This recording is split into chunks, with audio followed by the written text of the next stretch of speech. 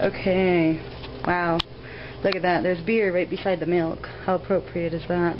This is what is in a Canadian fridge, I can promise you.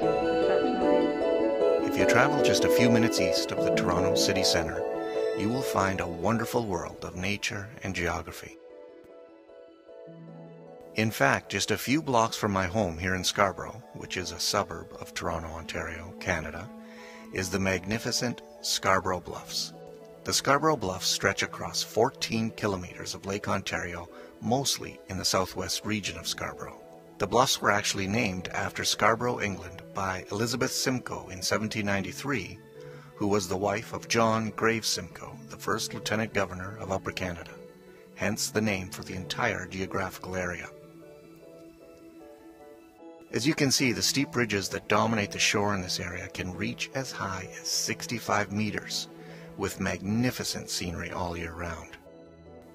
Largely underdeveloped to this day, there is a small marina area, parks, walking trails, and several large beaches which bring to mind much hotter global climates. There is also a mix of man-made rock construction and tree planting along the shoreline, which is at least a partial attempt to keep the bluffs from eroding, which actually has been happening since 1940, when unmetered construction of cottages caused the bluffs to, well, erode.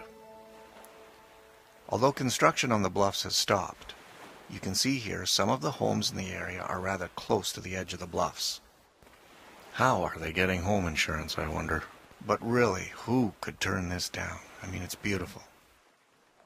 Between some of these bluffs are ravines that actually make great nature trails, and we share those trails with a population of deer and coyotes and the occasional work of art. You can look over the bluffs from several parks and nature trails in the area, or take a drive down the long and winding bottom of Brimley Road right into the marina area, where you can get access to parks, beaches, trails, boathouse area, yes, people do live there all year round, and a restaurant and bar. This is the exact area, in fact, that Mike Myers and friends filmed The Love Guru a few summers back. In fact, because of how scenic this area is, you will often find some kind of film crew doing on-location work. Really, the scenery here is just endless as well as remarkable. With some of these bluffs being so steep, this area has also been a source of valuable geographical research that provides easy access to sediment dating back to the Ice Age, which was when the bluffs were supposedly formed. Speaking of the Ice Age, I once thought I saw a pterodactyl in Scarborough. But my wife, after mocking me of course, said it was this bird, called a blue heron. These are actually the type of birds that like to snack in fish ponds, which is why I saw one in the neighborhood. There are nice birds too, like Canada geese, swans, red-winged blackbirds, beautiful cardinals, whiskey jacks, and blue jays. Pitch on the way, a swing and a belt, left field, way back, Blue Jays win it!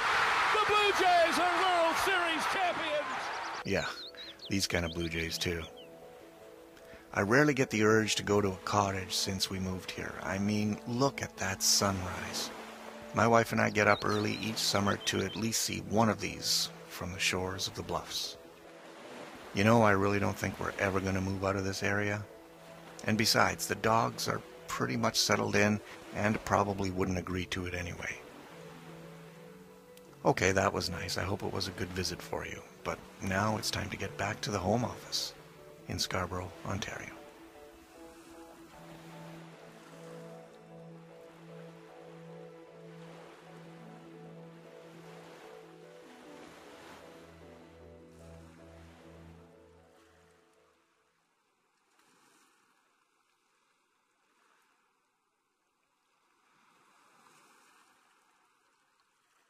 It's not really a Canadian fridge. Not necessarily the brand. I hate that brand. Bud is not my thing, but it's beer just the same.